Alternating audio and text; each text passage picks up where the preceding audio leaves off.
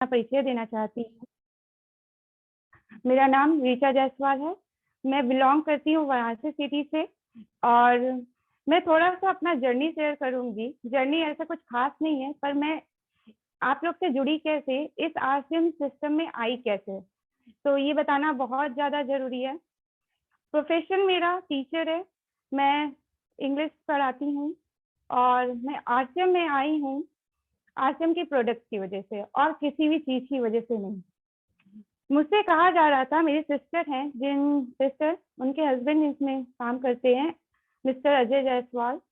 तो मेरी सिस्टर मुझसे 1 साल पहले से कह रही थी कि क्यों ना तुम आरसीएम जॉइन कर लेती हो, क्योंकि तुम पढ़ाती हो और तुम्हें अंदर समझाने की बहुत अच्छी क्षमता है। तो मुझे लगा कि आरसीएम मेरे लिए नहीं है। मेरा एक छोटा-सा, एक नहीं एक्चुअली मेरे पास कई सपने हैं, पर उसमें से एक छोटे से सपने हैं कि मैं अपना खुद का बिज़नेस करूँ।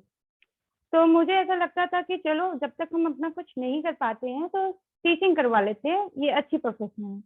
तो वो मुझसे कहती थी कि तुम साइड में आरसीएम भी करो, पर मुझे ऐसा लगता था आरसीएम मेरे लायक नहीं है। अब मुझे ये नहीं लगता कि मैं आरसीएम के लायक नहीं हूँ, मुझे लगता था आरसीएम मेरे लायक नहीं है क्योंकि ये प्रोडक्ट के बारे में और किसी को कन्विंस करना पड़ेगा। पर आफ्टर 1 ईयर 1 साल बाद उसने मुझे प्रोडक्ट भेजा और जब मैंने उसे यूज़ किया, तो फिर मुझे ऐसा लगा कि हो सकता है अब हम आरसीएम के लायक ना हों।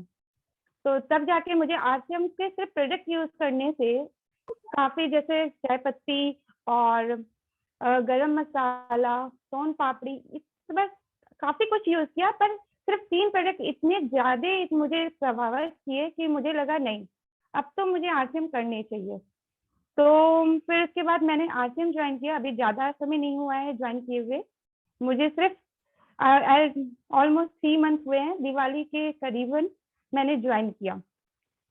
तो जब मुझे आरसीएम मैंने जॉइन किया और फिर भी दिवाली में मैंने जॉइन किया और मैंने 21st एनिवर्सरी था आरसीएम का, तब मैंने एक मीटिंग जॉइन की, अजय सर के कहने पे। तो मैं उस मीटिंग में गई, मैं बैठ के सब कुछ सुन रही थी, समझ रही थी वहाँ पे और सुनने और समझने के बाद मुझे ऐसा लगा ठीक है, करना चाहिए। तो मैंने, जैसा कि अवधेश सर हम लोग के गुरु हैं, तो मैं उनसे मिली और फिर उनसे बोला कि ठीक है, मैं यहाँ पे काम करना चाहती हूँ आप लोग के साथ। तो अवधेश सर ने मुझे एक ऐसा चीज़ दिया जिसके लिए आई थिंक हर महिला भूखी रहती है। भूखी ही बोलेंगे बिकॉज़ बहुत हंग्री रहती है उस चीज़ के लिए, वो है रिस्पेक्ट। और रिस्पेक्ट लेने के लिए आई थिंक हम लोग हर काम करते हैं। पैसे तो चाहे वो सेकंड नंबर पे आएँगे, पर रिस्पेक्ट की बात करें, तो रिस्पेक्ट सबसे पहले नंबर पे आता है, किसी भी महिला के लिए। अगर हम घर में किसी औरत की बात करें, महिला की बात करें या किसी की बीवी की बात करें या फिर बहन की बात करें, तो अगर आप उन्हें रिस्पेक्ट नहीं दोगे, तो वो कुछ नहीं देंगी। वो सिर्फ़ एक रिस्पेक्ट के लिए अपना पूरा परिवार छोड़ के आपके घर आती हैं और आपके साथ जुड़ती हैं, आपकी देखभाल करती हैं, यहाँ तक कि वो अपनी भी देखभाल करना भूल जाती हैं। तो उस मंच में मुझे वो चीज़ मिला जो एक्चुअली हम हमेशा खोजते हैं। अपने भी मेरा जो प्रोफ़ेशनल है, उसमें रिस्पेक्ट बहुत है और काफ़ी रिस्पेक्ट मिलता है। तो मुझे रिस्पेक्ट मिला और रिस्पेक्ट की वज़ह से मुझे लगा नहीं, अब तो मुझे इसके लिए कुछ ना कुछ करना चाहिए। मुझे रिस्पेक्ट मिला है तो कल को बहुत अवदम्य पहचान मिलेगी। और दूसरी बात है पहचान, आजकल कौन नहीं चाहता है? हर लोग चाहते हैं, चाहे वो मेल हो, फीमेल हो, दोनों ही पहचान चाहते हैं। तो मुझे इसमें एक अच्छी पहचान मिलेगी, ये मेरा विश्वास है।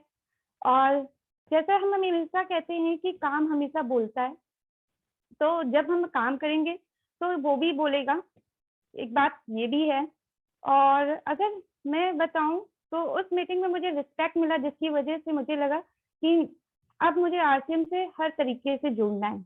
इमोशन का यहाँ पे बात की जाती है, मैंने हमेशा मीटिंग अटेंड किया है, कभी वीडियो ऑन है, कभी वीडियो ऑफ रहता है, पर मीटिंग हमेशा सुनते हैं। तो हमेशा इमोशन की बात होती है कि अगर आपको किसी कस्टमर से जुड़ना है, आपको सेलिंग करना है या फिर आपको जॉइनिंग करवानी है, तो इमोशन बहुत पावरफुल वेपन है, मीन्स पावरफुल हथियार है। तो इमोशन हर जगह काम आती है, हर जगह। और इमोशन के साथ जो चीज़ है वो है रिस्पेक्ट। मैंने यहाँ पे देखा है कि अवधेश सर, बड़े-बड़े जो लोग हैं यहाँ पे, वो कभी किसी को ये नहीं सोचते कि ये तो बस नई आई है या फिर वो बंदा जो है वो नया आया है। मैंने हमेशा यहाँ दिल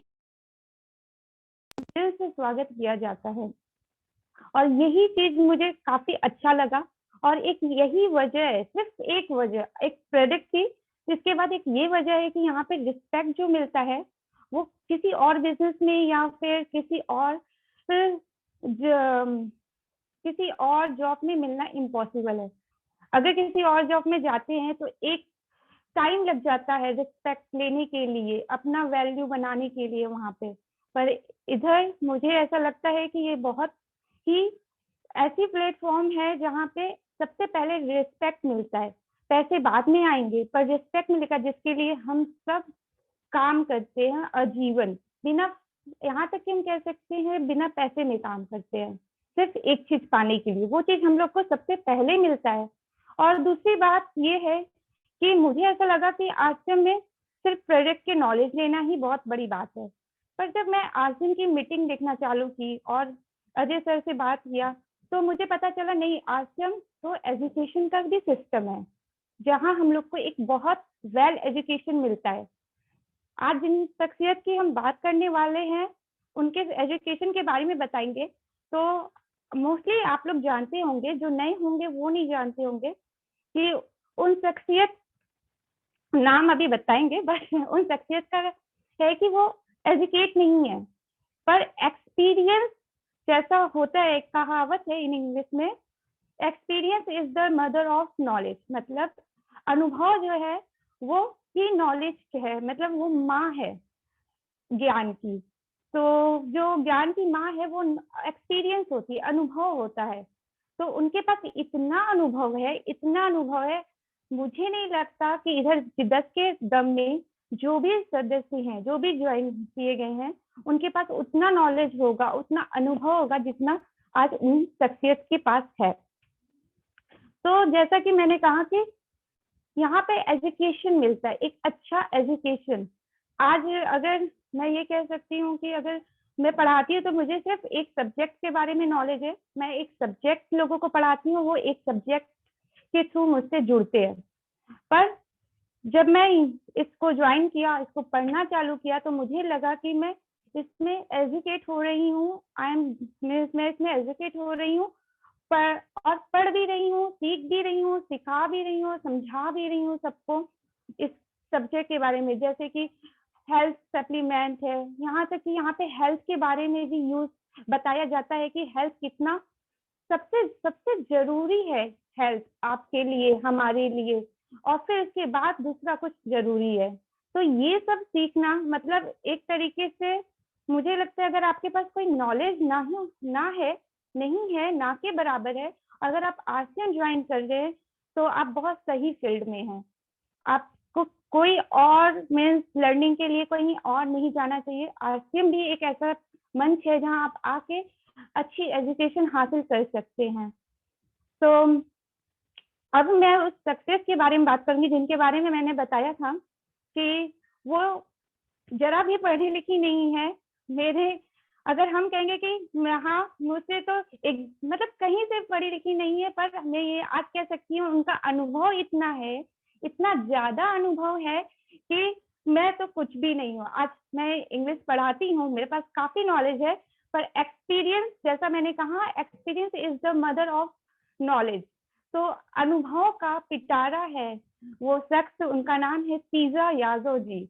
तो तीज़ा यादव जी का मैंने बहुत बार मीटिंग सुना है और उनका पहले ही जब वो शब्द यूज़ करती हैं, चाहे जो भी शब्द यूज़ करे, वो अपना ही नाम बताए, तो मेरे रोंगटे खड़े हो जाते हैं। मुझे लगता है कि हाँ, ये मतलब दमदार, जैसे कि उनका निक नेम कह सकते हैं, उनका निक नेम है कि दमदार पर्सनैलिटी है, दमदार लीडर है वो। पर मुझे ऐसा लगता है कि कहा जाता है आश्रम का प्लान है जान। पर 10 के दम के टीम की जान है तीजा यादव जी। तीजा यादव जो हमारी लीडर है, वो क्या कहते हैं, वो 10 के दम की जान है। क्यों जान है, इनका एक छोटा-सा और परिचय देना चाहूँगी मैं। वो इसलिए जान है, क्योंकि वो 9 घंटे सर्विस करने के बाद 12 घंटे सर्विस करने के बाद वो अगर 2 घंटा भी आरसीएम को देंगी ना, तो उनका एक डायलॉग है कि अगर वो साबुन 34 रुपए का है तो वो 34 में बेच के आएंगी, 33 नहीं करती हैं। हम जैसे लोग रहे तो हम कहे अच्छा 33 में ही ले लो, पर ले लो। हाँ, पर वो 34 का तो 34 ही को देंगी, या 28 का है तो वो 28 का ही देंगी, वो 1 रुपए कम नहीं करती। तो मुझे ऐसा लगता है she is the business lady, she is the business lady. वो एक एक्चुअल में बिजनेस लेडी है। हम जैसे लोग बिजनेस लेडी नहीं हो सकते, हम लोग तो बस सोच लेते हैं, पर काम तो वो करती है ना। काम तो आज तक मैंने, अगर मुझे सीखना हो तो मैं बाकी तीजा जी से सीखूंगी कि कैसे काम किया जाता है। आज जिस दम से वो बोलती हैं, जिस जान से, जिस खुशी से वो बोलती है, वो पूरी मतलब टीम में एक एनर्जी देती है, पॉजिटिव एनर्जी देती है। हम लोग एकदम डिमोटिवेट हो जाते हैं, एक जगह जाते हैं ना सुनते हैं। मैं काफी जगह गई पर डिमोटिवेट हुई और फिर उसके बाद आके घर पे बैठ गई आराम से। पर तीजा जी मैं कह सकती हूँ अपने घर से कि वो कभी डिमोटिवेट नहीं होती, अगर होती है तो कैसे चार्ज करते हैं, कभी वो गाना गा देती हैं, कभी किसी के लिए कविता सुना देती हैं। तो ये सारे जो अंदाज हैं इनके ना, वो कहते हैं ना, मैंने सुना है मीटिंग में, बनारस की मीटिंग में सुना है कि ये आश्रम जो है वो गाते बजाते खेलते कूदते वाला बिजनेस है। यहाँ पे काम करो, हंसते गाते करो। तो मुझे लगता है तीजा जी हंसते गाते खुशी मनाते हुए करती हैं, रोना तो उनमें आता नहीं है। और दूसरी बात मैं उनके शख्स में ये कहना चाहूंगी कि कहा जाता है कि भगवान उनकी मदद करता है जो खुद की करता है। मुझे ऐसा लगता है कि मैं कभी उनको देखने के बाद मुझे नहीं लगता कि मैंने अपनी मदद की हो, पर वो अपनी मदद कर रही हैं, इसलिए भगवान उनकी मदद कर रहा है। आज उनके मैंने वो जो भी जब भी बोली है तो मैं ना, मेरा एक ही अनुभव रहा है उनको सुनने के बाद कि अगर फ्यूचर में कभी भी कोई प्रॉब्लम आए तो तीजा मैम जैसा सोचो कि अरे क्या हुआ, ये प्रॉब्लम है तो है, कल फिर इसके बाद क्या, ये तो खत्म हो जाएगी, प्रॉब्लम है तभी तो लाइफ है। उनका सोचने का तरीका मुझे इसी तरीके से लगता है कि हाँ प्रॉब्लम है, इसका मतलब लाइफ है। अगर हम लाइफ है और प्रॉब्लम ना हो तो कैसी जिंदगी होगी। तो उनको ये सब करने के बाद, मतलब इनका सोच समझने के बाद, मुझे ऐसा लगता है कि मैं कहाँ दूर तक जाती हूँ, नहीं जाना चाहिए मुझे दूर तक किसी भी सेलिब्रिटी से या फिर किसी भी दमदार। जब मेरे ग्रुप में इतनी अच्छी, इतनी महान और इतनी मतलब नॉलेजेबल पर्सन है, तो फिर हम इतना दूर क्यों जाए अपने आप को मोटिवेट करने के लिए। उन्हीं को सुन लेते हैं आज। चलिए हम लोग अब सुनते हैं तीजा मैम को। So please come on the Zoom, Teja ma'am, and please big hand. अच्छा कृपया वेलकम मैम। जय आरसीएम। मैं अपना परिचय देना चाहूंगी। मैं तीजा यादव, नाला सोपाड़ा ईस्ट, बिलालपाड़ा से बिलोंग करती हूँ और मैं अपने गुरुओं को नमन करती हूँ। अपने अवधेश सर जी को चरणों में सिर रख के प्रणाम करती हूँ। हमारे पांडे सर हैं उनको। और मैं ये कहना चाहूंगी कि मुझे इस मिशन में लाने वाले हमारे डॉक्टर एनके सर जी हैं। हमारे लाइफ को चेंज करने वाले भी वही हैं कि जो ऐसा प्लेटफॉर्म मुझे दिए। तो थोड़ी सी अपनी जीवन की कहानी बताना चाहूंगी शॉर्टकट में, क्योंकि मुझे हमारे जो आरसीएम के हमारे दादाजी हैं उनको भी सुनना है। तो इस प्रकार से मैं शॉर्टकट में ही बताऊंगी कि मेरा लाइफ चेंज कैसे हुआ या हमारे अंदर बदलाव किस तरीके से आया। रियल है कि मैं पढ़ी लिखी नहीं हूँ, सच्चाई है ये हमारे जीवन की। मैं एक छोटे परिवार से हूँ। मैं उत्तर प्रदेश के रहने वाली हूँ। एक छोटा परिवार मेरा है। छोटा परिवार कहा जाए तो हमारे पिता 5 भाई हैं और हम 4 बहनें हैं। हमारे 5 भाई हैं और उस परिवार से मैं हूँ। मेरा ऐसा सौभाग्य समझा जाए कि इतने अच्छे हमारे पति मिले जो मुझे महाराष्ट्र के धरती पे लेकर के आए और मेरे जीवन को उन्होंने संवारा। जो कि पहले वो मुझे लाते थे तो मैं आती नहीं थी कि मैं अपने माँ बाप को छोड़ के जाना नहीं चाहूंगी। उन्होंने कहा कि देखो घर में कुछ भी ऐसी प्रॉब्लम होती है आप मुझसे कहोगी तो मैं मानूंगी नहीं। जैसे कि उनका नाम था रामा यादव। रियल में वो प्रभु राम के जैसे सेम टू सेम ही थे। क्योंकि उनके चाची चाचा अगर जो कुछ भी कहते थे कि बेटा आप यहाँ खड़े हो जाओ, तो वो सत्य वचन करके मान जाते थे।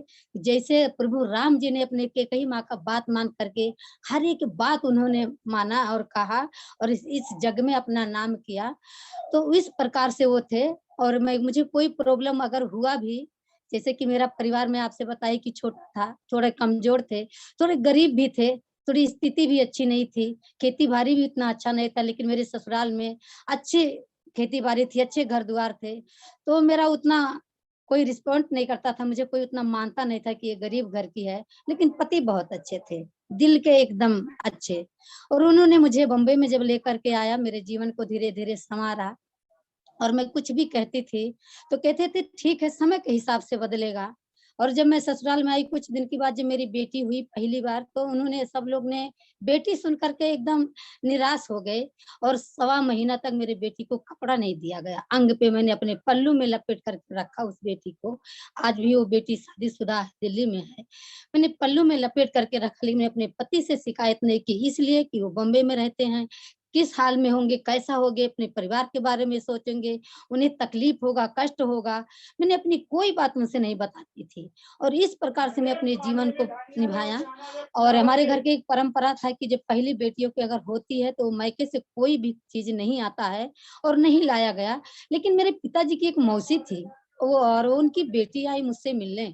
मैं कहने लगी कि बुआ जी अगर आपका छोटा बच्चा है, मुझे कोई एक छोटा-सा कपड़ा दे देती, मैं अपनी बेटी को अंग पे डाल देती। उन्होंने एक सेट मुझे दिया और मैंने उसे वही हर तीसरे दिन धो के वही पहनाती थी।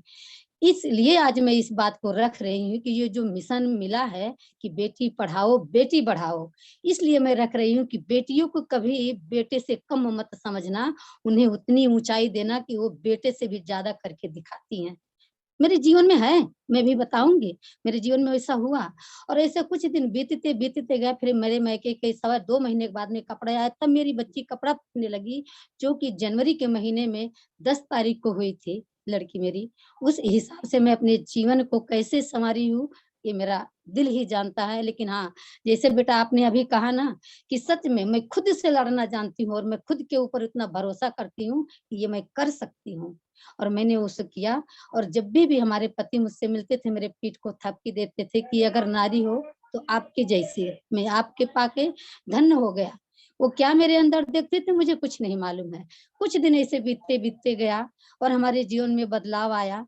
फिर मैं कहने लगी कि देखो वो क्योंकि अपने रिश्तेदार में बॉम्बे लेकर के आए, स्थिति गाँव की ही जैसी थी। वही पल्लू लेना, सर पे घूंघट और 2 बजे दिन में खाना, रात को 12:30 बजे खाना। ऐसे-ऐसे मैं काफ़ी बीमार हो गई। मैंने रिक्वेस्ट की कि प्लीज़ मुझे गाँव पहुँचा दो। उन्होंने मेरे बात को माना, गाँव पहुँचाए। मैं 11 महीने मायके थी, जब उन्होंने मुझे फ़ोन किया कि आप आ जाओ, फिर मैं बोली जब आप कहीं अलग से किराए का मकान ले लोगे तब मैं आऊँगी। स्वयं उन्होंने किराए का मकान लिया, मुझे लेने गए और लेकर के आए। फिर जब वो बेटी धीरे-धीरे 5 साल की हुई, मैंने रिक्वेस्ट किया कि प्लीज़ इसको आप पढ़ाओ। लेकिन उनके वो जो मेरे मौसिया ससुर थे, उन्होंने कहने लगा कि बेटी को पढ़ा के कुछ मतलब नहीं है। क्यों आप बेटी को पढ़ाओगे? एक दिन ये दूसरे का घर जाएगी, कुछ मतलब नहीं है, इसको चूल्हा-चौका ही कराना है। मैं चोरी में सरकारी स्कूल में गई, उसका नाम लिखवाने के लिए कि मेरे बेटी का एडमिशन हो जाएगा। लेकिन डायरेक्ट सामने से मास्टर बोले कि जब इनके पिता आकर के साइन करेंगे, तब मैं इनको अंदर लूँगा और या इनको मैं पढ़ाऊँगा। नहीं वो साइन करने गए, उनके चाचा ने रोक दिए, वो हमारे मौसिया ससुर, कि नहीं जाने दो बेटी है मत पढ़ाओ। उन्होंने नहीं पढ़ाया। फिर कुछ दिन ऐसा दिन बीतते गया, मैंने यहाँ संतोष भवन में आई, जो जिस जहाँ मैं रही हूँ, यहाँ आई और मैंने उनसे रिक्वेस्ट की, आप सांताक्रूज़ में रहते हो और आप मुझे यहाँ छोड़ दियो, तो मेरे लिए एक छोटा-सा दुकान कर दो। मैं अकेले रहती हूँ 1-1 महीना तक और आप वहाँ से नहीं आते हो, अपना बिज़नेस वहाँ करते थे। इसलिए मैं शॉर्टकट में बता रही हूँ कि टाइम नहीं है। और फिर हमारे जीवन में धीरे-धीरे मैं बोली ठीक है, आप वहाँ रहते हो, मैं यहाँ रहती हूँ।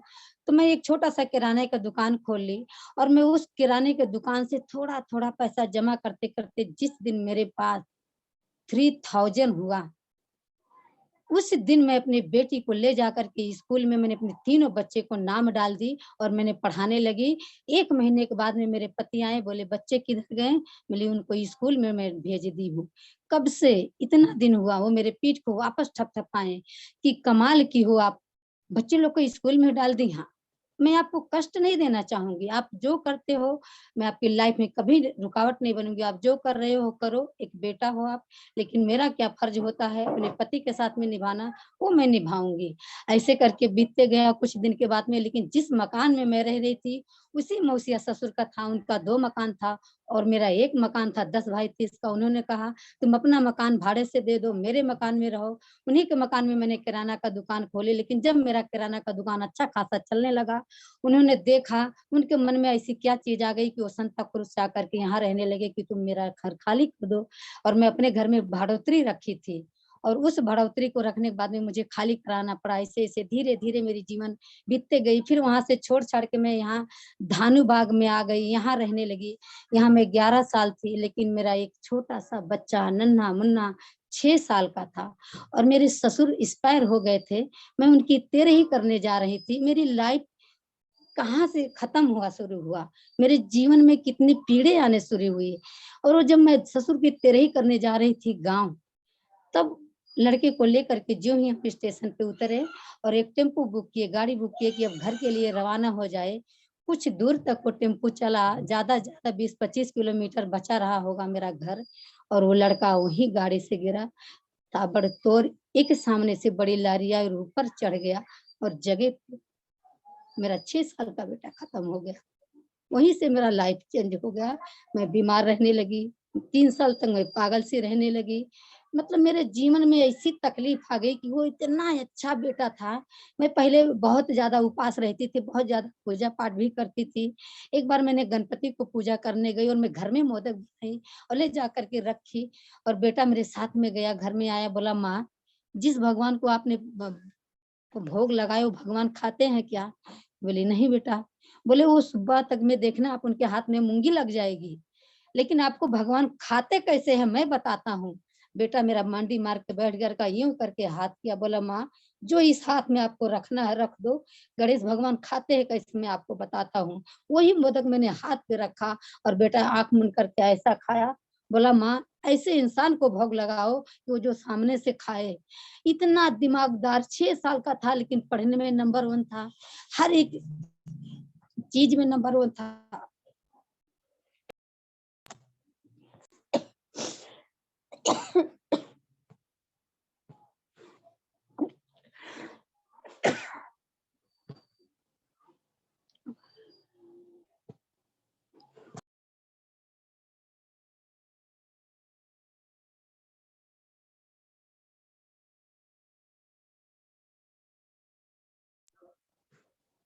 सॉरी मैं थोड़ा इमोशनल हो गई। नहीं होना चाहिए मुझे, मेरे अंदर हिम्मत आना चाहिए। और तभी से मैं काफी बीमार रहने लगी। 2008 से मैंने बहुत अपना इलाज कराया, बहुत इलाज कराते कराते हमारे पति भी थक गए, लेकिन मैं वो बेटा के गम में चूर हो गई थी। और मैं हर साल गांव जाती थी कि जहाँ बेटे का एक्सीडेंट हो गया है वहां बेटा मेरा जरूर मिलेगा। मेरे अंदर इतना पागलपंती सवार हो गया था। लेकिन फिर भी कुछ दिन का बाद में मुझे ऐसा लगा मेरा पति बिखर रहे, परिवार बिखर रहा है। मैं अपने आप को संभाली, कंट्रोल की और फिर अच्छे से एक जिंदगी बिताने लगी। ऐसे ऐसे हम लोग को जीवन अच्छा बीतने लगा।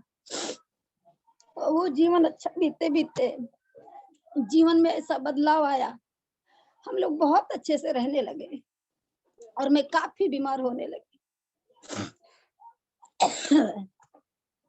मैं काफी बीमार होने लगी। काफी बीमार होते होते बहुत इलाज कराई, नहीं ठीक हुआ। फिर ऐसा दिन बीत गया। मेरे पति मेरे पीछे बहुत परेशान हो गए, जो कि पहले मुझे, जो अपने चाचा चाचा को जैसे नहीं मानते थे, बेटे के जाने के बाद में मानने लगे।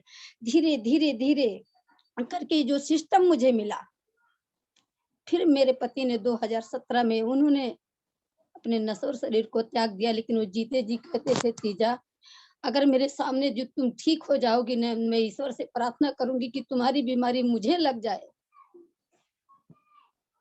तुम्हारी बीमारी मुझे लग जाए, लेकिन तुम अच्छी हो जाओ। मैं तो बार बार अपने आप को कोसती हूँ कि ये RCM प्लेटफॉर्म मुझे मिला हो, पहले मिला होता तो मैं अपने पति के सामने बहुत अच्छी रहती। वो बार बार मुझे आकर के देखते थे। मैं सोचता हूँ कि मैं कहीं से आऊं तो तुम बहुत अच्छी रहो, तुम सुखी रहो, तुम्हारे जीवन में एक परिवर्तन आए, बदलाव आए। वो बार बार यही बात कहते थे। और फिर क्या, जिस दिन मुझे हॉस्पिटल जाने था उसी दिन उनका संदेश आया कि तुम्हारे पति का ऐसा ऐसा हो गया है। और जब मैं वहां गई तो उसी दम मेरा हालत ऐसा बिगड़ गया कि मैं अपने पति का चेहरा भी नहीं देख पाई, उनका अंतिम संस्कार भी नहीं देख पाई। मुझे पता भी नहीं चला कि कब वो लाश गया और कब कैसा क्या हुआ। लेकिन जब मैं आरसीएम का प्लेटफॉर्म पे आई, हमारे डॉक्टर सर जी हमें इस मिशन से जब जोड़े, वो हमारे बहुत सारी हमारे अंदर परेशानियां आते गई, बहुत सारे दिक्कतें आते गई। सर आवाज आ रही है क्या? हेलो। यस मैम, आ रही मैम।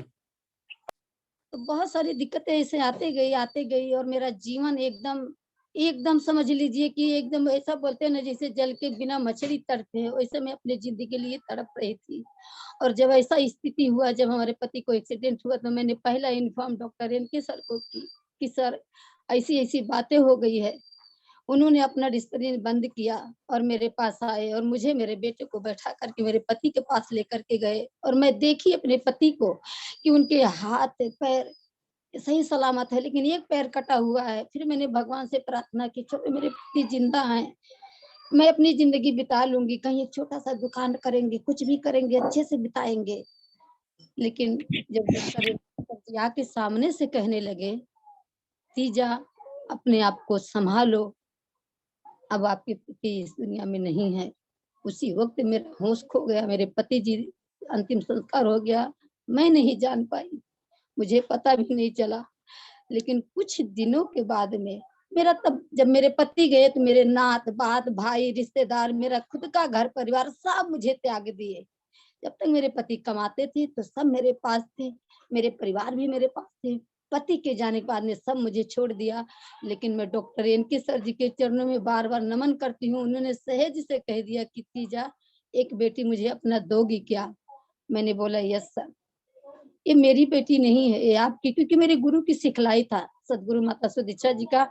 मैं निरंकारी मिशन से हूँ, मैं उनकी सिखलाई पे चलती थी, क्योंकि मुझे डॉक्टर एनके सर जी का व्यवहार इतना अच्छा लगता था। और उन्होंने जिस भाव से मांगा, मैं बोली ये बेटी आपकी है, ले जाओ। उन्होंने 2 साल तक अपने पास रखा और उन्होंने अपने हिसाब से उसको सिखाया और उसको कोचिंग भी कराया। भयंदर गुरु कृपा हॉस्पिटल में उसको सीखने के उन्होंने भेजा, सब कुछ उन्होंने किया। और उसके बावजूद में भी उन्होंने मेरे घर परिवार में जो चेंजेस किया, जो मेरे लाइफ को बदला, मैं उनको पूजा करती हूँ। मैं उनके चरणों को धो के भी पीते रहूं तो भी कम है। और जो हमारे इंद्रिश सर जी हैं, जो हमारे रामाश्रय सर जी हैं, इन्होंने भी बार बार मुझे सपोर्ट करते हैं कि मैं हिम्मत नहीं हारना, हिम्मत नहीं हारना। फिर पति के जाने के बाद में मेरी सास इतना बीमार हो गई, उनके दिल में छेद हो गया। मैं 1 महीना तक लेकर नायर हॉस्पिटल में, मेरा कोई नहीं आगे पीछे, कोई पूछने वाला नहीं। लेकिन बार बार मैं डॉक्टर एनके सर जी को फोन करती थी, वो हिम्मत देते थे, तसल्ली रखो, ये परमात्मा सब ठीक करेगा, ये ईश्वर सब ठीक करेगा। धीरे धीरे जब मैं अपनी लड़की का शादी रखी, मैं घर में रिक्वेस्ट की हाथ जोड़ के कि प्लीज मेरी बेटी की शादी वहां करवा दो, अच्छे से हो जाए। किया तो उन्होंने, लेकिन मेरे मायके वाले को आने नहीं दिया, इज्जत कदर नहीं किया। मेरे पिताजी को बोले कि आना तो एक बाराती का जैसा, नहीं तो वापस चले जाना। ये मेरे पति का न रहने की, इसीलिए कहती हूँ जिसका पति है ना उसकी सारी दुनिया है, पति नहीं है तो कहीं ना कहीं एक बेचारी सी बन जाती है वो इंसान। फिर कुछ दिन में उन्होंने कह दिया कि तेरी लड़कियां की शादी होगी नहीं, तुझे भीख मांगना पड़ेगा। लेकिन मैं भी अपने आप पे एक चैलेंज रखी कि इतने अच्छे से हो जाएगा कि तुम खुद देख करके तरास खा जाओगे, इतना अच्छा घर परिवार मिलेगा। परमात्मा ने दिया, घर परिवार दिया, अच्छा परिवार दिया, शादी अच्छे ढंग से हुई। जब मैं दूसरी लड़की को शादी करने लगी, फिर मैंने रिक्वेस्ट की 1 ही साल के अंदर अंदर कि प्लीज आप सिर्फ खाना खिला देना। फिर उन्होंने कहा कि मैं खाना भी नहीं खिलाऊंगी, मैं धूमधाम से अच्छे से बॉम्बे में यहीं पे रह करके हॉल में शादी की, अच्छे तरीके से की। लेकिन एक दिन ऐसा आया जब लॉकडाउन लगा और हमारे डॉक्टर एनके सर जी, उन्होंने एक मेरे बात सामने सुलझाव रखी कि तीजा कहीं से न कहीं आप राशन खरीद के खाती हो, क्योंकि उन्होंने कुछ दिन खरीदा खाया, उनको अच्छा लगा, तब वो मुझे बताए। क्योंकि इससे आरसीएम से पहले एक कंपनी आकर के मेरे जीवन में इतना बड़ा धोखा दे दिया था कि दूसरा कोई आता तो मैं विश्वास नहीं करती, बिल्कुल नहीं विश्वास करती। कहते हैं ना कि सिर झुकाया तो क्या झुकाया, सिर झुकाया तो क्या झुकाया, दिल को एक बार झुका के देख ले। अरे आरसीएम ऐसा प्लेटफॉर्म है, एक बार इस पे आके तो देख ले। इस प्रोडक्ट को घर में ले जा, यूज करके गले पे लगा के देख ले, तेरी सारी बीमारी दूर हो जाएगी। अपने सपनों को साकार करके देख ले। ऐसा प्लेटफॉर्म मुझे मिला, मेरा सपना नहीं, मेरे पति का सपना है। क्योंकि वो बार बार कहते थे मैं ऐसा घर बनाऊंगा, गाड़ी रहेगा, बंगला रहेगा, मेरा आपका अलग रहेगा कमरा, बच्चे को अलग रहेगा, किचन अलग रहेगा। वो मुझे सपना दिखाते थे। बार बार मैं जब कुछ बोलती थी कि इतनी सारी कमाई, घर दे दे रहे हो, सब कुछ कर दे रहे हो, किस काम का, बोलते थे टेंशन मत लो, होएगा। क्योंकि पति के जाने के बाद में जब मैं घर परिवार में भी ठंडी में पिछले बार गई थी और मैंने अपना बोली कि बाबू इतना साथ खेती है, कुछ तो मुझे अनाज दिया करो और इतना मुझे कुछ घर दे दो। उन्होंने कहा कि तेरे पास क्या सबूत है कि तेरा पति आया है। क्षमा चाहती हूँ, उस सब मेरे एक कठोर शब्द निकला कि मेरे पति तो नहीं है, जहाँ है आप वहां जाकर के उनसे हिसाब ले लो। और फिर मैंने गांव को प्रधान के पता लगाते लगाते गई, क्योंकि मैं अभी तक गांव में घर से बाहर नहीं निकलती हूँ। और जब मैं वहां गई तो प्रधान भी आए, सामने से कहने लगे कि इसको मैं कुछ नहीं दूंगा, न मुझे वो बाथरूम दिए न और कुछ दिए, सिर्फ मुझे घर दिए। फिर भी मैं खुश हूँ, इसलिए खुश हूँ कि जब मैं वो घर मुझे मिलने लगा तब भी मैं आरसीएम प्लेटफॉर्म से थी। इतना अच्छा परिवार, इतना विशाल परिवार मुझे मिला है, मुझे गम नहीं आया कि मुझे वो अनाज नहीं दिए, बर्तन नहीं दिए, और कुछ नहीं दिए, और कुछ नहीं दिए, रहने के लिए घर तो दिए। जरा सा विरोध मैंने नहीं किया, उस घर परिवार से विरोध नहीं की। और मैं वो खेती ली, मैं दूसरे को देके तुम फ्री में खाओ, लेकिन कम से कम मेरे खेती का रखवाली करना। आज वही घर परिवार मुझे मैसेज करते हैं मेरे दोस्त बन जाओ। क्यों? आरसीएम परिवार मिला है। गिरे थे, संभल नहीं पा रहे थे, गिरे थे, संभल नहीं पा रहे थे, उठना संवरना सिखाया आरसीएम ने। अनपढ़ गंवार थे, विद्वान बनाया आरसीएम ने। हमारे अवधेश सर ने नामकरण करके एक ऊंचाई पे लाए हमारे गुरु ने। तो आज ये जो मिशन मिला है, बस मैं अब और ज्यादा न पीछे जाते हुए, फिर कभी ऐसा समय मिलेगा, बहुत ऐसी जीवन में कहानी है, बोलना चाहूंगी। लेकिन मेरा ये रीजन विजन मेरे जीवन में कैसे क्लियर हुआ, किस तरीके से क्लियर हुआ कि बेटा तो जब खत्म हुआ तो मैं 3 साल पागल के जैसी थी ही थी। मैं बिना पढ़े लिखे हुए मैं इतना दुकान चला करके एक एक हिसाब रखती थी, लेकिन बेटे के जाने के बाद में मैं 200-400 रुपया भी नहीं गिन पाती थी। बार बार मुझे मेरा बेटा ही मेरे सामने आता था। वो कहता भी था कि माँ आप जिंदगी में कभी किसी को कर्जा नहीं रहोगी, ये सत्य है। वो भले 6 साल का बच्चा था, लेकिन मुझे कहता था माँ अपने जीवन में किसी का कर्जा नहीं रहोगी, तो सत्य है। फिर जब आरसीएम प्लेटफॉर्म हमारे डॉक्टर एन के सर जी बताएं कि आपको खरीदना और खाना है, और उस समय में आप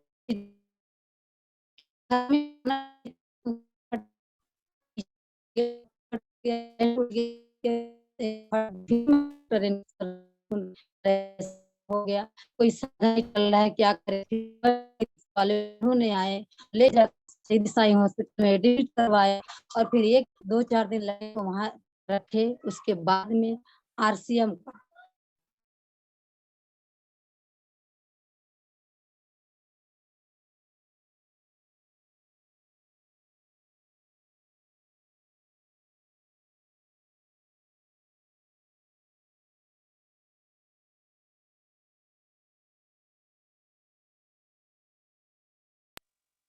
आवाज ब्रेक हुआ क्या सर? डिवाइस डिस्कनेक्ट हो गया, आवाज नहीं आ रहा। फिर से कनेक्ट कर लीजिए।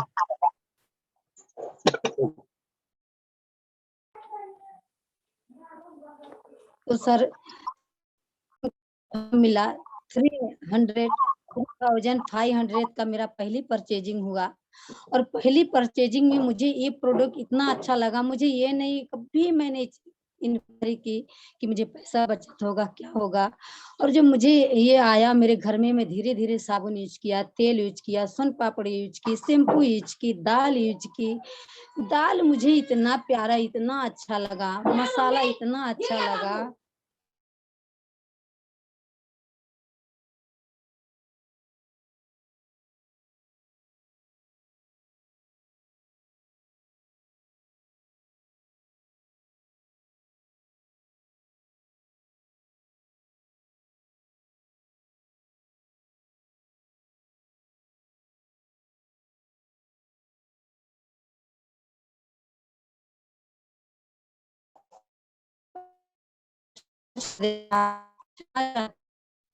मुझे लगने लगा और मैं बहुत बीमार रहती थी। मेरे सर सर आवाज ब्रेक हो रही है।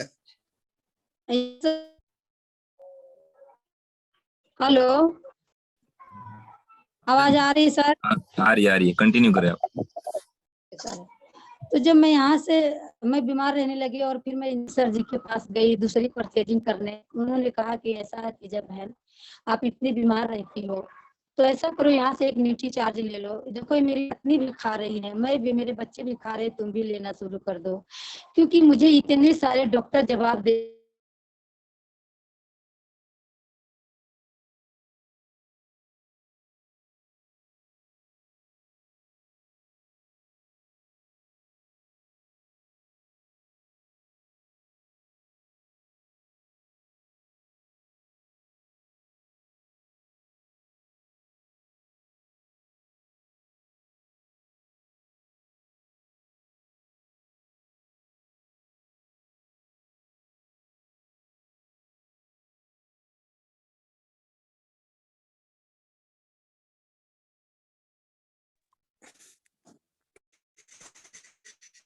मैम नेट लग है तो और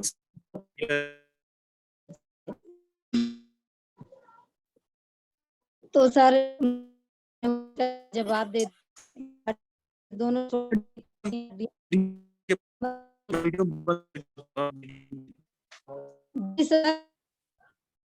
मैम आपका वीडियो जरा ऑफ कर लीजिए, तभी आपका वॉइस आ पाएगा। आपका नेटवर्क थोड़ा वीक लग रहा है।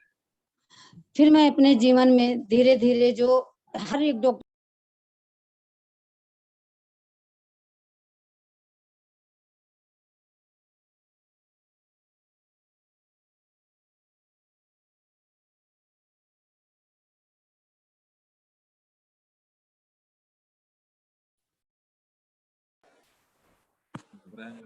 मैम नेटवर्क से बाहर हो गए।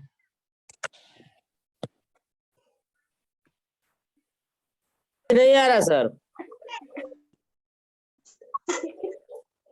लग रहा है नेटवर्क से बाहर हो गए हैं।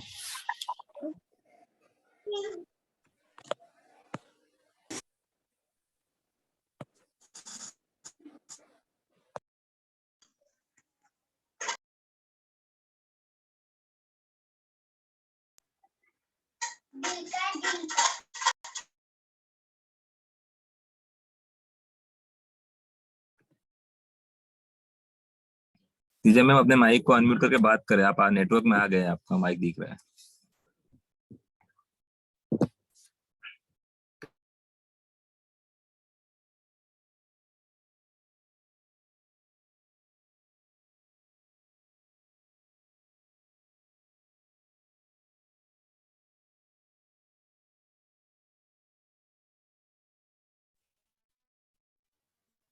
सर मीटिंग को आगा जाए। मैम शायद अब बात नहीं कर पाएंगे, चार्ज हो सकता है खत्म हो गया हो। सर आवाज आ रही है? डेटा जी मैंने हॉटस्पॉट लिया है। मैम आप यस सर अब मैंने हॉटस्पॉट लिया, अब आएगा आवाज। यस कंटिन्यू करें मैम, आवाज आ रहा है, क्लियर आ रहा है आपका।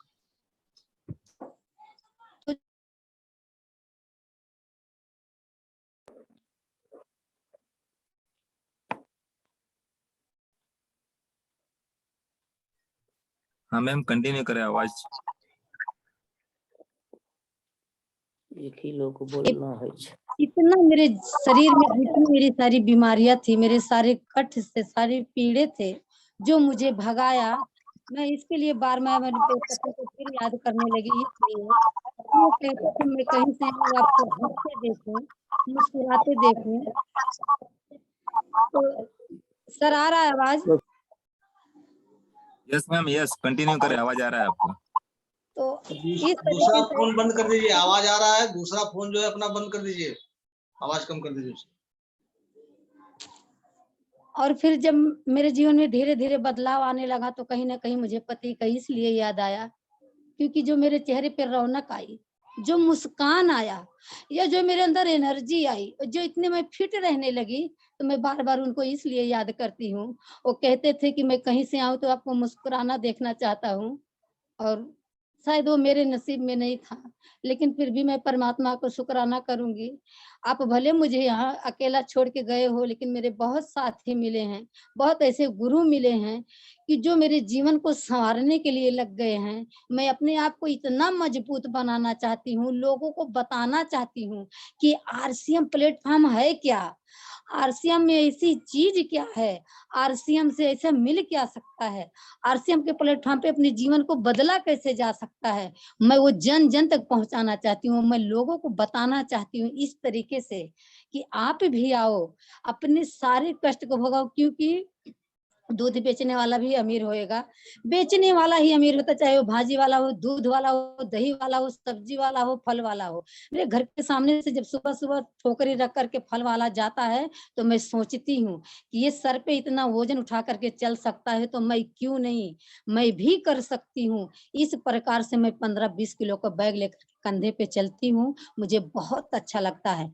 बिल्कुल नहीं शर्मिंदगी महसूस होता है, बिल्कुल ही नहीं। मेरे बच्चे भी मुझे कभी कभी कुछ कह देते हैं कि तुम क्या गधा मजूरी करती हो। मैं बोलती हूँ बेटा, ये मेरे जीवन का सबसे बड़ी पड़ाव है, ये मेरा जीवन के सबसे बड़ी ऊंचाई का लक्ष्य है। आप नहीं समझोगे, ये मेरा वजन नहीं है, मैं हीरा लाद के लेके चल रही हूँ। कहते हैं आपसे बहस करना भी दूर है, बेकार है।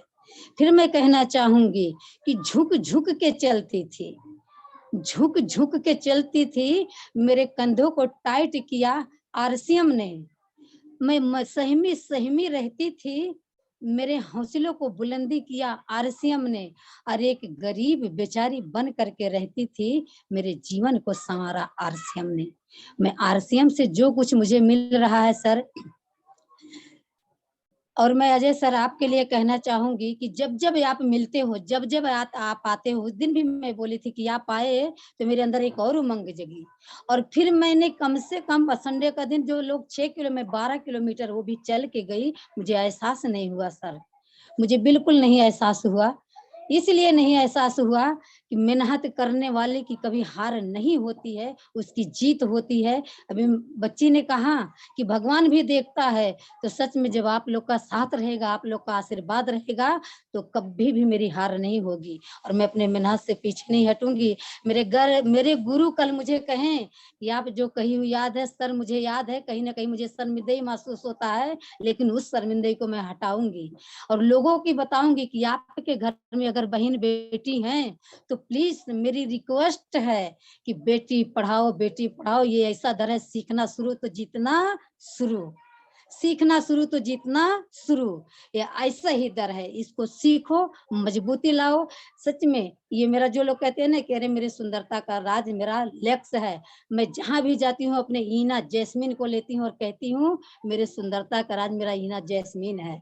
इसके अंदर वो खुशबू है, वो अच्छाई है, वो सुगंध है जो कहते थे ब्रांडेड है। क्या ब्रांडेड? अरे ब्रांडेड मैं हूँ, मैं खुद प्रचार कर रही हूँ ना, मैं ब्रांडेड हूँ। मैं प्रचार कर रही हूँ, ये देखो। वो आपको दिखाने नहीं आएगी, वो लगा के नहीं बताती, वो साबुन कभी यूज भी नहीं करती है, लेकिन मैं ईना जैस्मिन यूज करती हूँ।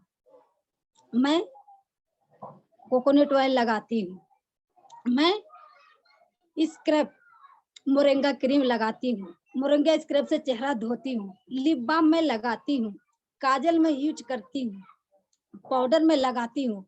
ब्रांडेड कौन हुआ सर? जो प्रचार करता है। नो, ब्रांडेड मैं करके दिखाऊंगी आपको सर। इतने अच्छे से मेरी सेलिंग होती है और लोग कहते भी हैं कि आपको हिम्मत का दाज देना पड़ेगा। ये हिम्मत मुझे आपके दर से मिली है, आपके चरणों से मिली है। गुरुदेव अगर मेरी आवाज सुन रहे हो तो जिस दिन से आपने मेरे नामकरण किया, मेरे माता पिता ने तो मेरा नाम बहुत अच्छा रखा ही था, लेकिन जिस दिन आप मेरे नाम पे मोहर लगा दिए धाकड़ लीडर का, सर मेरे अंदर उस दिन और जज्बा जागा और मैं सोचती थी कि कब फिजिकली मैं आपसे मिलूंगी, कब मैं आपकी चरण धूली लूंगी, कब मैं आपसे बातें करूंगी। आरसीएम मुझे दिया सर। थोड़ी मैं फिर वापस इमोशनल हो रही हूँ कि जो ये मेरा जज्बा जुनून है, आज मेरे पति देखते हैं तो बहुत खुश रहते हैं, क्योंकि वो जिस शब्द से मेरे साथ छोड़े कि तेरी सारी बीमारी मुझे लग जाए लेकिन तू मुस्कुराते रहो, तू हंसते रहो। फिर भी मैं उनको याद करके जिंदा हूँ और जिंदा रहूंगी। और मैं इस जहाँ पे आए, बोलते हैं ना कि हीरा जन्म मिला है, इसको व्यर्थ मत गंवाना। मैं व्यर्थ गंवाना नहीं चाहती हूँ, मैं लोगों के सामने एक इतिहास बनना चाहती हूँ कि आरसीएम प्लेटफॉर्म ऐसा है मेरे दोस्तों कि बाहर का दुकान से खाने से आपको कुछ नहीं मिलता है, लेकिन मेरा आरसीएम देता भी है और खिलाता भी है और स्वस्थ बनाता है और हेल्थ वेल्थ दोनों सही करता है। मैं अपना इतना परिवार लेके अगर कहीं खुश रह सकती हूँ, जी सकती हूँ, तो आप भी कर सकते हो। यहाँ गोरा काला अमीर गरीब ऊंच नीच कुछ नहीं देखा जाता है, सबको गले से लगाना चाहता है। आई डोंट नो कोई करना चाहता नहीं करना चाहता, लेकिन मैं करना चाहती हूँ, मैं करूंगी और करते रहूंगी। सीखना शुरू तो जीतना शुरू, मैं सीखते रहूंगी, मैं सीखना चाहूंगी बार बार, क्योंकि ये गामा ओरिजिनल जब मुझे मिला, मेरी पेट में इतनी बड़ी बीमारियां थी, एसिडिटी, पेट में सूजन, थायराइड, वात रोग, हाथ पैर में झंझनाहट, पैर से नहीं चल पाना, सब दूर कर दिया सर। तो मैं क्यों नहीं करूंगी, मैं करूंगी। मेरी माँ बहुत परेशान थी, बहुत बीमार थी। मेरे दोनों बेटियों को पहली प्रेगनेंसी में इतना पैसा लग गया, बिल्कुल नहीं ठीक हुई, लेकिन आज दोनों बेटियों को एक लड़का हुए, दोनों जन का दोनों मस्त स्वस्थ हैं। क्यों कि Nutricharge women, Nutricharge veg omega उन्होंने खाया, कोका प्रोडक्ट उन्होंने पिया, और आज के दिन में बच्चे भी अच्छे हैं, ट्विस्ट भी ले रहे हैं, और ट्विस्ट खा के बच्चे इतने मस्त और स्वस्थ हैं। आरसीएम प्लेटफॉर्म क्यों करना है, अब ये मैं थोड़ा सा कहना चाहूंगी। सर टाइम होगा तो मुझे बता देना। आरसीएम प्लेटफॉर्म पे हमारे जीवन का जो हम कहते हैं ना कि कहीं कहीं मेरे मन में एक सपना रहता है, उस सपने को लेकर के हम चलना चाहते हैं कि हमारे पास गाड़ी हो, हमारे पास बंगला हो, हमारे पास घर हो, हमारा बच्चा इसके अच्छे स्कूल में पढ़े, हमारी एक अच्छी पढ़ाई हो, हमारा एक अच्छा बिजनेस हो, हमारी पर्सनालिटी अच्छी हो, हम अच्छे लोग में मिले, अच्छे लोग में खाएं। इस प्रकार से आज मैं अपने जीवन को बदलना चाहती हूँ। और मैं ये भी कहती हूँ अपने बच्चे लोग से, बच्चे आप टेंशन मत लो ना, भले पापा नहीं है तो क्या हुआ, लेकिन मैं वो पापा का दर्जा आपको देते रहूंगी हर पल, मैं कमी नहीं होने दूंगी। मैं 12 घंटे की नौकरी करती हूँ, लेकिन फिर भी मेरा दिल और दिमाग इस आरसीएम में रहता है। मैं फोन से कांटेक्ट करती हूँ, लोगों से बातें करती हूँ, 6 लोगों से 10 लोग से 8 लोग से बात करती हूँ, 4 लोग हाँ बोलते हैं कि ठीक है, मेरे इधर 1 दर्जन साबुन पहुंचा देना, 1 लीटर तेल पहुंचा देना, 1 क्रीम पहुंचा देना। अनेकों प्रकार से लोग मंगवाते हैं, सारे प्रोडक्ट को यूज करते हैं। मुझे 1 दर्जन शैम्पू पहुंचा देना, कोई बोलता मुझे 50 शैम्पू पहुंचा देना। आओ आज कहाँ से कैसे मिल रहा है, इसी तरीका से मेरा रीजन विजन क्लियर हुआ कि मैं खुद यूज की, मैं खुद खाई, आज मैं खुद स्वस्थ मस्त हो गई हूँ, तो मैं लोगों को बता पा रही हूँ, वो भी चैलेंज के साथ में मैं गारंटी देती हूँ कि लो मेरा ये हेल्थ गार्ड राइस ब्रांड आप यूज करो, आपको अच्छा नहीं लगेगा, आपका खुला हुआ मैं रिटर्न ले लूंगी, लेकिन सामने से कभी शिकायत नहीं आया, ऊपर से और मांग आता है। आपका तेल जमता नहीं है, आपका तेल बहुत अच्छा, आपका तेल धुआं नहीं फेंकता है, आपका तेल कम लगता है। मेरे दोस्तों जितने लोग यहाँ सुन रहे हो, प्लीज कंटिन्यू बने रहना, इस मीटिंग को छोड़ के आप जाना मत जब तक चल रहा है, क्योंकि इस मिशन में अपने अपने जीवन को अगर बदलना चाहते हो तो use the product, promote the product, use करो, लोगों को प्रमोट करो, बताओ, लोगों से मिलो। हमारे बच्चे कहते हैं माँ आप मुझे टाइम नहीं देती हूँ, मैं एक ही बात कहती हूँ बेटा टाइम मिलेगा, भरपूर टाइम मिलेगा, बस थोड़ा सब्र रखो। जैसे क्योंकि मैं लोगों को इस आरसीएम के प्लेटफॉर्म पे बदलते देख रही हूँ, मैं भी बदलूंगी, मैं बदल रही हूँ और बदल चुका है मेरा जीवन, बहुत कुछ परिवर्तन आ गया है। अच्छा पहनावा, अच्छा खाना, नेचुरल, कोई मिलावट नहीं, हर एक चीज से आज मेरे खाते में इतना दिन से कभी कोई दुकान वाला, कोई कंपनी वाला 1 रुपया नहीं दिया, लेकिन कभी 4,000, कभी 3,000, कभी 5,000। लास्ट इनकम मेरा 19,000 रुपया आया, मेरा खाना खाने से, मेरे घर में यूज करने से, चप्पल पहनने से, कपड़ा पहनने से, तेल लगाने से, शैम्पू लगाने से अगर मिला है दोस्तों, मैं ले सकती हूँ ये इनकम, आप भी ले सकते हो। आप इसे मत छोड़ना। आप भी अपने बहन, अपनी बेटी, अपने पत्नी को इस मिशन में आगे बढ़ाओ और आगे लेकर के चलो। आज मैं जैसे स्वस्थ हूँ, मस्त हूँ, या मेरा परिवार स्वस्थ मस्त है, क्योंकि मेरी 80 साल की माँ है, वो चल नहीं पाती थी, लेकिन जब से मैं उनको गामा ओरिजिनल और न्यूट्रीचार्ज ओमेगा 3 देने लगी, मेरी माँ खाना बनाती है किचन में, मैं आती हूँ तो मुझे भोजन मिल जाता है कभी कभार, तो मैं बहुत खुश होती हूँ। मैं आरसीएम को धन्यवाद करती हूँ, हमारे टीसी सर जी को मैं उनके चरणों में नमन करती हूँ कि जो हम महिलाओं के लिए आप इतनी ऊंची पड़ाव दे दिए हो, मैं तहे दिल से धन्यवाद कर दूंगी। क्योंकि मैं जिस घर में जाती हूँ, अपनी बहन बेटियों को कोई घर से बाहर निकलने नहीं देता है, बोलते हैं औरत हो, औरत की जैसी रहो। कितने लोग तो कह देते हैं कि औरत एक जूती की तरह होती है, एक चप्पल की तरह होती है, जब दिल चाहे पहन लो, निकाल लो। मैं अपने कानों से सुन करके उन्हें जवाब देती हूँ। मैं संडे का दिन जब गई थी अपना फील्ड में अपना सेलिंग के लिए, मुझे एक ऐसा इंसान मिल गया कि शायद उस जगह पे कोई होता तो अपना आप खो देता, लेकिन मुझे मेरे दादाजी को, मेरे तीसी सर जी को, उनकी बातें याद आकर के मैं उसके सामने मुस्कुरा के बात की, बेटा जिसको बुलाना हो बुला लो, मैं सच्ची, मेरा प्रोडक्ट सच्चा, मैं अच्छी, मेरा प्रोडक्ट नेचुरल है, बिना मिटावट का है, चाहे आप पुलिस बुला लो, जिसको मर्जी उसको बुला लो। सिलेंडर हो गया सामने से कि अगर ये बोल रही है इतने दावा से तो कुछ तो सच्चाई है। लिया नहीं, लेकिन आदर के साथ में उसने भेजा।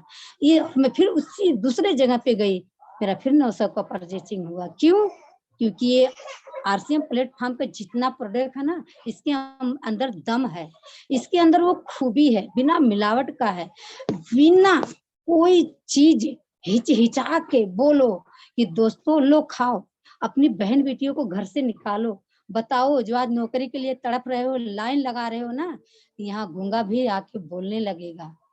यहाँ मैं एक बात और कहना चाहूंगी कि जो आज 9 साल से वो बिस्तरा पे पड़े हैं हमारे जैन सर, सोचो उनके अंदर इतना जज्बा जुनून है, अपने जज्बे जुनून के साथ में, अपने जज्बे जुनून के साथ में वो अपने परिवार को, अपने गांव गढ़ी को, अपने इलाकों को, अपने देशों को, सबको वो फोन पे बताते हैं और इतना नंबर 1 पे है। आज वो साइड स्टार पे है, मुझे उतना पता नहीं है, लेकिन फिर भी मैं अभी जानना चाहूंगी।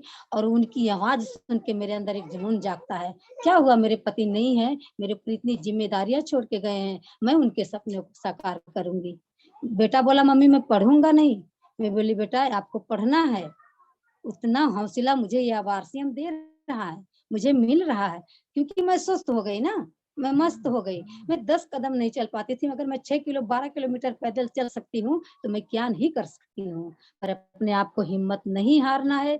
चाहे यहाँ महिलाएं मेरी बहनें जुड़ी हैं, चाहे पुरुष जुड़े हैं, मेरे भाइयों जुड़े हैं, सबके अंदर अपने जज्बों को जगाना है, अपने ईगो को मारना है, अपने अहंकार को मारना है, अपनी खूबी को आगे लाना है, अपनी हिम्मत को बढ़ाना है और प्रोडक्ट ले जाके घर घर तक पहुंचाना है और लोगों को बताना है कि देखो मेरे दोस्तों, मेरे भाइयों, मेरी बहनें, जिस जहां जाते हो, जिस घर में महिलाएं हैं उनको दीदी बोलो, बहन बोलो, छोड़ दो भाभी बोलना, मैडम बोलो, इस प्रकार से उनसे बातें करो। मैं जिस घर में जाती हूँ बहन जी, मैम, ऐसे करके बात करती हूँ। अंदर से मुझे बुलाते हैं, प्यार से बुलाते हैं, 10 रुपया का ही लेते हैं तो लेते हैं। अनजान जगह में जाती हूँ फिर भी लेते हैं। इस प्रकार से आप बात करोगे ना, आपकी इज्जत होगी, आपकी पर्सनालिटी बढ़ेगी। और आरसीएम की एक ऐसी खूबी है कि यहाँ कहते हैं ना कि लोग दुनिया के ठुकराए हुए यहाँ सीने से लगाए जाते हैं। ऐसे इंसान को, ऐसे गरीबी इंसान को यहाँ अमीर बनाए जाते हैं। रोड वो इंसान उठा करके करोड़पति बनाए जाते हैं, गरीब को अमीर बनाया जाता है। मैं पहले सुनती थी, मुझे मालूम है, अभी भी मैं बोल रही हूँ, मेरा इनकम आए नहीं आए मैं कभी नहीं सोची, लेकिन आज मैं अच्छी हो गई ना, ये मेरा इनकम है, ये मेरा पैसा है, ये मेरा दौलत है कि मैं स्वस्थ हूँ, मैं मस्त हूँ। अगर मैं स्वस्थ हूँ तो मैं दौलत कमा लूंगी, लेकिन अगर मैं बिछौन पे रहती मैं दौलत कभी नहीं कमा पाती। मैं ये खुशी नहीं कमा पाती, आरसीएम परिवार जो मुझे मिला है ये नहीं मैं कमा पाती। तो मेरे दोस्तों सबसे मेरे बहन को सुनाओ, बोलो, बताओ। यस सर, उन्हें सिखाओ। पास 1 मिनट और है। Okay sir, okay 1 sir. Minute है आपके पास। तो फिर मैं कहना चाहूंगी कि सीखना शुरू तो जीतना शुरू। रब दिया है मानुष चोला, इसको तू अपना ले यारो। खुशी खुशी से आरसीएम प्रोडक्ट अपने घर में लाके सजा ले यारो। तेरे जीवन को हर एक सुविधा देगा, इसे लोगों को बता दे यारो। लोगों तक पहुंचाओ, बताओ, अपने जीवन को बदलो। अगर मेरे बोलने में कोई भी गलतियां, कोई त्रुटियां हुई होगी सर, तो प्लीज तहे दिल से मुझे क्षमा करना, क्योंकि मैं बार बार आज जो मैं इमोशनल हो रही हूँ, नहीं होना चाहिए, लेकिन एक ऐसा दर्द ही है कि मैं हो जा रही हूँ, क्योंकि मुझे आरसीएम से बहुत कुछ मिला है। मैं स्वस्थ हो गई हूँ ना, तो मुझे बार बार मेरे पति को याद आती है, बार बार याद आती है। वो कहते थे मुस्कुरा के मेरे सामने खड़ी हो जाओ, मैं सब कुछ लुटा दूंगा, लेकिन शायद मैं तब नहीं मुस्कुरा पा रही थी। 2008 से मेरा मुस्कुराना बंद हो गया था और मेरे पति चल गए, लेकिन मुझे उस तरह से देख नहीं पाए।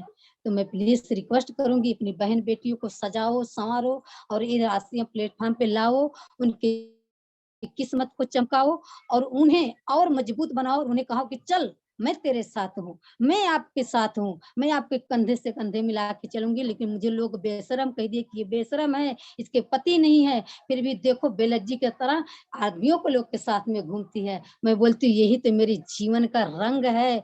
बुद्ध बुद्ध से मेरे जीवन में जो गड़ा भर रहा है, मैं इसको छोड़ूंगी? नो नो, मैं नहीं छोड़ूंगी, मैं करूंगी। यस यस यस, मैं करूंगी। तो आओ, जितने मुझे परिवार मिले, अजय सर मैं आपको नमन करती हूँ, और मेरे गुरु महागुरु अवधेश सर मैं आपके चरणों में बार बार नमन करूंगी कि जो हमारे रामाश्रय, जो हमारी इस मिशन की गुरु माँ है सुमन मैम, मैं आपके चरणों में प्रणाम करूंगी। हमारे जो life line great up line है, जो हमारे पटेल सर या अरुण सर या बिंद सर, जितने भी सर हैं, सबको मैं नमन करूंगी कि मुझे जो सपोर्ट मिल रहा है। तो थैंक यू, धन्यवाद। मेरे बोलने के दौरान कोई त्रुटियां होगी तो मुझे बख्श लेना। आज मैं अपने जीवन की कहानी रखी हूँ, बहुत सारी कहानियां हैं कि मुझे आरसीएम प्लेटफॉर्म पे आके मिला का मेरा जीवन संवर गया, मुझे बहुत कुछ मिल गया। और सर मैं फिर वादा कर रही हूँ कि मैं अपने पीछे, अपने जुबा के पीछे कभी नहीं हटूंगी, मैं करूंगी करूंगी करके दिखाऊंगी। ये मेरा एक सच्चाई है, ये मेरा अटल एक विश्वास है, ये मेरा एक वादा है। मैं भले जॉब करती हूँ लेकिन फिर भी मैं करूंगी तो करूंगी। हमारे तेसी सर जी बताते हैं कि अपने नए तरीके से, नए घर में जाकर के नए तरीके से बताओ, कभी प्लान मत दिखाओ, सिर्फ खिलाओ। तो मैं खिलाना चालू कर दी हूँ, मैं खिला रही हूँ, मैं बता रही हूँ, बस इसी तरीके से आगे बढ़ते जाना है। गुरु, मेरे बोलने के दौरान कोई त्रुटियां होगी तो प्लीज मुझे बख्श देना, क्षमा करना, लेकिन आप अपना आशीर्वाद देना और मेरे सर पे अपना प्यार भरा हाथ रखना कि मैं जीवन में आगे बढ़ूं, पीछे पलट के कभी मत देखूं। गुरुदेव आपका नमन, मेरा चार्ज, न्यूटी चार्ज। जय आरसीएम, जय आरसीएम, जय आरसीएम।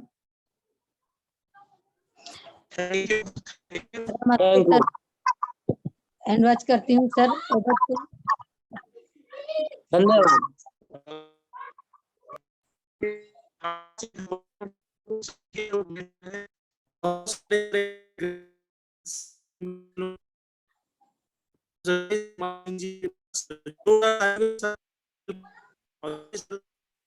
सर आपकी आवाज बहुत ब्रेक हो रही है। रामाश्रय जी आपकी आवाज क्लियर नहीं आ पा रही है, तो मैं रामाश्रय जी की वजह से सर को इनवाइट कीजिए। यस सर, सबसे पहले तो मैं तेजा मैडम को बहुत बहुत धन्यवाद देना चाहता हूं कि आज उन्होंने जिस तरह से समय बांधा था और जो अपनी स्टोरी बताई बहुत ही इंस्पायरेबल थी। और आई थिंक सो आपकी स्टोरी से बहुत लोग आज अपने आप के अंदर की ताकत को पहचान पाए होंगे कि अगर आप कर सकते हैं इतने सारे प्रॉब्लम को झेलने के बाद, तो हर कोई कर सकता है। मैं ज्यादा कुछ नहीं बोलूंगा, मैं चाहूंगा कि हमारे बीच हमारे महागुरु मौजूद हैं। समय भी बहुत कम है, तो मैं बिना विलंब के मैं चाहूंगा कि हमारे महागुरुदेव आदरणीय अवधेश सर हमारे बीच में आए और आज के मीटिंग के बारे में सर अपनी जो भी दिली भावना है सर हमारे सामने व्यक्त करें। Avdhesh sir, over to you sir. Thank you Ajay ji, और आप सभी साथियों को जय आरसीएम। जय आरसीएम के साथ बस इतना कहना चाहता हूँ साथियों कि आज तीजा मैम ने जिस तरीके से अपनी कहानी सुनाई, मुझे तो नहीं लगता था कि किसी को ये पता रहा होगा कि तीजा मैम के साथ इतना भी सब कुछ हो चुका है।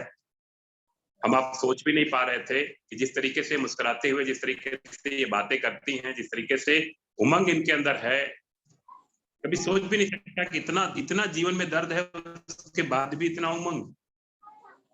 अगर जीवन में इतना दर्द रहने के बाद भी मैडम आपके पास इतना उमंग है और इतना उत्साह है, मुझे लगता है ने हम सबको इसीलिए मिलाया कि आपके जो दिल के दर्द हैं, आपके जीवन के जो तकलीफें हैं, उसे दूर करने के लिए ये पूरा परिवार आपको मिला हुआ है। ये आरसीएम परिवार आपको इसीलिए मिला क्योंकि ऊपर वाला कहा जाता है ना, कभी किसी को दर्द देना नहीं चाहता, कभी किसी को तकलीफ देना नहीं चाहता, लेकिन कभी कभी दर्द और तकलीफ अगर हो जाती है तो उसको दूर करने का रास्ता भी देता है। साथियों, मैं उदय सिंह अभी लखनऊ में हूँ। लखनऊ में कुछ मेरी मीटिंग्स चल रही थी, अभी मैं फ्री होकर के अभी आया हूँ। और आज तीजा मैम की जो बातें सुना मैंने, उससे दिल के तार और भी जुड़ गए। आपने क्या जीवन में ठाना है मुझे नहीं पता,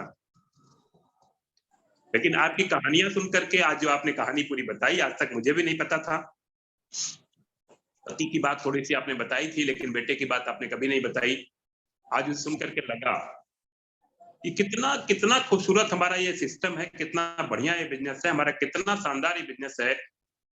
इस बिजनेस के माध्यम से हम सब मिलकर के एक दूसरे के तकलीफों को दूर कर सकते हैं। हम सब मिलकर के एक दूसरे के दिलों के दर्द को दूर कर सकते हैं। दिलों में दर्द छुपे हैं, उनको हमेशा हमेशा के लिए खत्म कर सकते हैं। या मैम, आपको आपके आंसुओं को देख करके मेरा है और मेरी आंखों में भी आंसू आ जाते हैं, लेकिन आपके जज्बे और जुनून को देख करके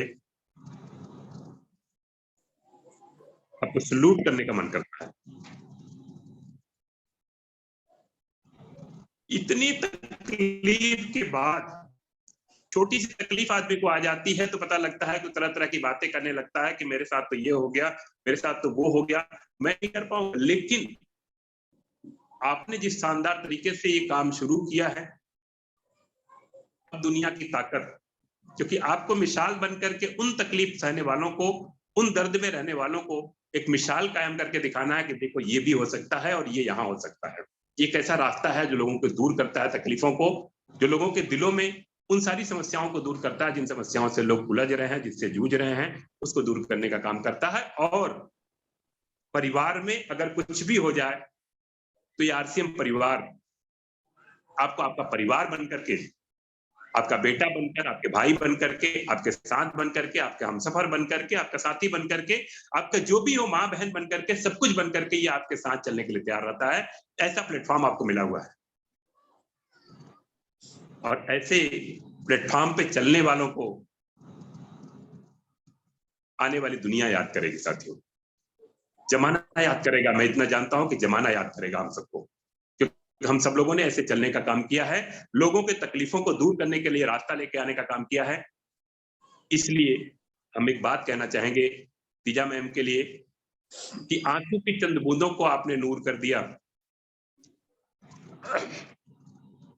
आंसू के चंद बूंदों को आपने नूर कर दिया। इन बूंदों ने आपको तन्हा जीने के लिए मजबूर कर दिया। ये कैसा खेल खेला तकदीर ने तेरे साथ। जो दिल के करीब था उन्हें ही आपसे दूर कर दिया। पता नहीं उस गार्ड की क्या प्लानिंग है आपके लिए, क्या करना चाहता है, क्या देना चाहता है। अपने परिवार को आपको मिला के रखा है। इसका मतलब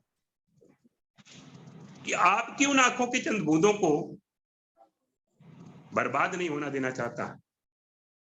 आपकी उन आंखों की मोतियों को कहीं ना कहीं से सजोकर आपके जीवन में लाने के लिए और आपको रास्ता बना करके हजारों नहीं लाखों लोगों के जीवन में दीपक जलाने के लिए, एक रास्ता दिखाने के लिए ये सिस्टम आपको मिला है।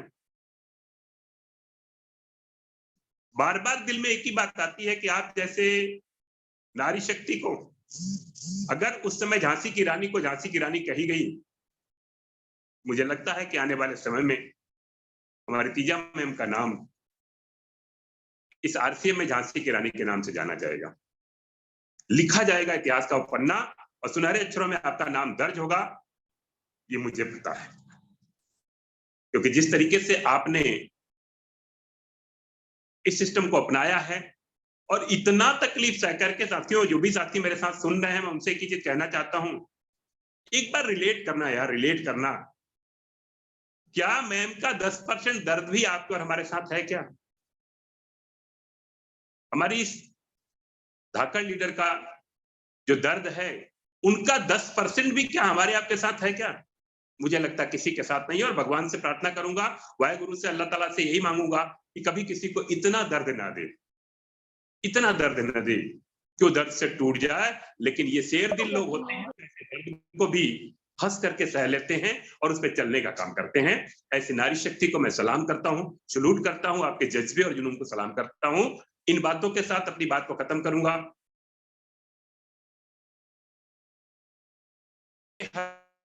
दिल से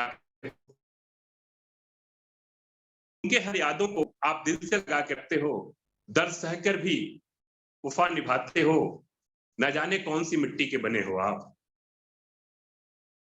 उनके हर बातों को, हर वादों को आप याद रखते हो, दर्द सहकर के भी वफा निभाते हो, न जाने किस मिट्टी के बने हो आप।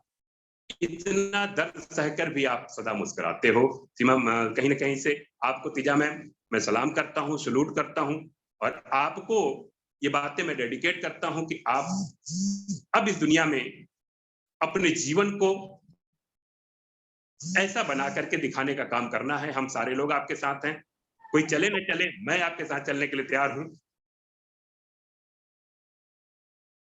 और आखिरी कदम तक, जब तक ये जीवन में सांस रहेगी, मैं आपके साथ चलने के लिए तैयार हूं और आपको बहुत बड़ी ऊंचाइयों पर देखना चाहता हूं। ये मेरा सिर्फ और सिर्फ यही एक तमन्ना है कि आप जैसी नारी शक्ति को अगर ऊंचाइयों पर हमने पहुंचाने का काम कर दिया तो शायद मेरा जीवन धन्य हो जाएगा। उस परमात्मा को भी धन्यवाद दूंगा कि मुझे को इस लायक समझा कि मेरे आने से, मेरे साथ चलने से आप जैसे नारी शक्ति को वो ऊंचाइयां मिली जहां पे उनको देख करके लोगों को गर्व महसूस हो। क्योंकि इतना तकलीफ सह करके मैंने देखा है लोगों को टूटते हुए, बिखरते हुए। कभी इतना तकलीफ सह करके, इतने दर्द के साथ किसी को भी संवरते नहीं देखा मैम। आज आपने वो सारे जीवन को संवारने का काम किया, अपने बच्चों को, अपने परिवार को जिस तरह से लेकर चलने का काम करते हो, दुनिया आपको सलाम करेगी। हम आपको बार बार सलूट करते हैं, बार बार सलाम करते हैं। आपके जज्बे और जुनून को हमेशा एहतराम करेंगे और आपको कामयाबी के शिखर पे देखना चाहते हैं। बस आज बहुत ज्यादा बात नहीं कर पाएंगे क्योंकि आज आपने केवल आपका ही गला रूधा नहीं है, मेरे को भी तकलीफ होती है जब इस तरह की बातें सुनता हूं तो, और नहीं चाहता। मेरी यही आखिरी इच्छा रहती है कि कभी भी किसी को तकलीफ न पहुंचे, नहीं चाहता। लेकिन हम सबको इतना बढ़िया, इतना खूबसूरत सिस्टम मिला हुआ है ना कि हर तकलीफ को ये दूर कर देगा। बस इतना ही होता है कि एक मिसाल कायम करके दिखाना है कि वाकई इतनी तकलीफ के बाद भी मिसाल कायम किया जा सकता है। ये बात आपको प्रूव करने की जरूरत है और आप करोगे, ये मुझे पूरा पता है कि आप ये करके रहोगे। हम आपके साथ हैं, पूरा सिस्टम आपके साथ है। हमारा ये आरसीएम परिवार जो आपकी मीटिंग को आज सुन रहा है, ये लगातार और लगातार आपके साथ है और साथ रहेगा। 75 से 74 हुए हैं मीटिंग में, कभी भी मैंने इतना नहीं देखा। 75 से करके अब तक 74 हुए, यानी आपके दर्द को सब लोग समझ रहे हैं और सब लोग ये अपने आप को इससे रिलेट कर रहे हैं कि अगर तीजा मैम के पास इतनी तकलीफें होने के बाद भी जमाने की चिंता किए हुए बगैर जमाने के साथ चलने के लिए तैयार हैं। जमाना क्या कहता है, क्या करता है पता नहीं है, लेकिन अपने आप को क्या करना है ये आपको पता है। आप हमेशा सलूट के हकदार हैं। हम आपके जज्बे, जुनून, हिम्मत और हौसले को सलाम करते हैं ma'am. Thank you, thank you, thank you very much. Over to Ramashray sir. Thank you sir. आपने अपने दिल की बात रखी और सही मायने में आज तीजा मैडम की जो स्टोरी है एक बहुत ही बड़ी प्रेरणादायक है हम सभी के लिए। और जो हंसते हुए चेहरे के पीछे कितना दर्द छुपा हुआ है आज हमें जानने का मौका मिला। और आई थिंक सो जितने भी साथी यहाँ बैठे हैं सभी भावुक होंगे तीजा मैम की बातों को सुनकर। और भावुक होने से ज्यादा मैं चाहूंगा कि हम सभी को प्रण करना चाहिए कि ऐसी नारी शक्ति अगर हमारे टीम में जुड़कर इतना बड़ा काम कर सकते तो हम क्यों नहीं कर सकते हैं। तो जैसे कि अभी हमारी दूसरी मीटिंग चालू होने वाली है, लेकिन मैं चाहूंगा कि हमारे बीच में हमारे ग्रेट गुरु पांडे सर भी हैं, तो वो भी अगर अपनी दो बात रखेंगे दिल की बात तो हमें अच्छा लगेगा। तो पांडे सर आप भी आए और अपने दिल की बात रखें ताकि हम आपसे भी कुछ प्रेरणा ले सके। Sir over to Pandey sir.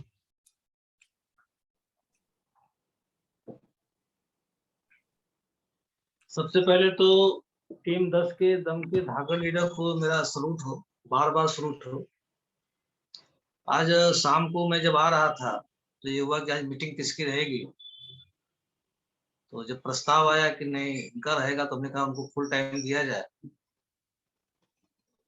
और आज वो कहावत चरितार्थ हो गई कि कामयाबी हमेशा दर्द के कोख से पैदा होती। तीजा मैडम आपका दर्द वाला जो समय था वो खत्म हो गया है। मैं बहुत ज्यादा बोलने की स्थिति में नहीं हूँ क्योंकि आप जो जो बोल रही थी मैं उससे रिलेट कर रहा था अपने आप को। और अब कामयाबी की दास्तान आपकी शुरू होने वाली है। सन 2022 पूरा हिंदुस्तान आपको देखेगा।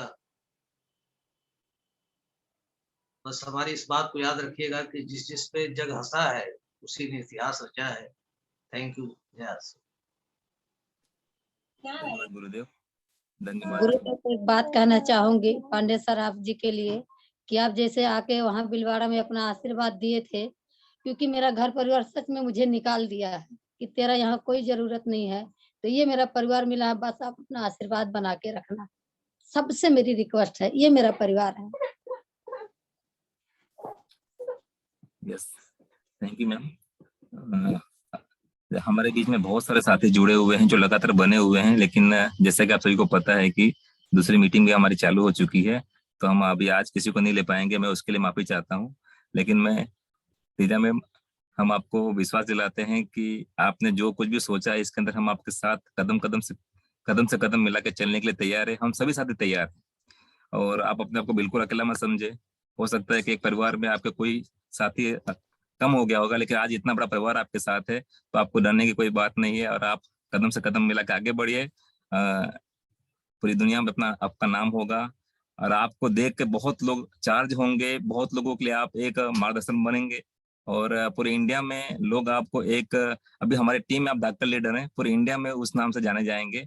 और मैं चाहूंगा कि आप सर मैं चाहूंगा कि आप तीजा मैम के लिए सर यस खुदी को कर बुलंदी इतना कि हर तहरीर से पहले खुदा बंदे से पूछे बता तेरी रजा क्या है। दर्द को अब दर्द होने लगा, दर्द खुद मेरे घाव को धोने लगा।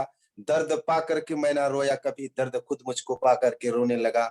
दर्द खुद मुझको पा करके रोने लगा। सर मैं तीजा मैम के लिए बोल रहा हूँ सर जी। मैं डाउन लाइन हूँ सर जी, लेकिन मुझे भी काफी प्रेरणा मिली है आप सबके लिए। आज पहली बार इस मीटिंग में बैठ रहा हूँ। Thank you sir. जय RCM सर। धन्यवाद sir. Thank you sir, thank you.